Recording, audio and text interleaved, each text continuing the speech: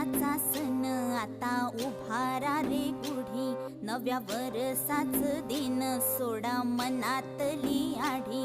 गेलं साली गेली आढी, आता पाडवा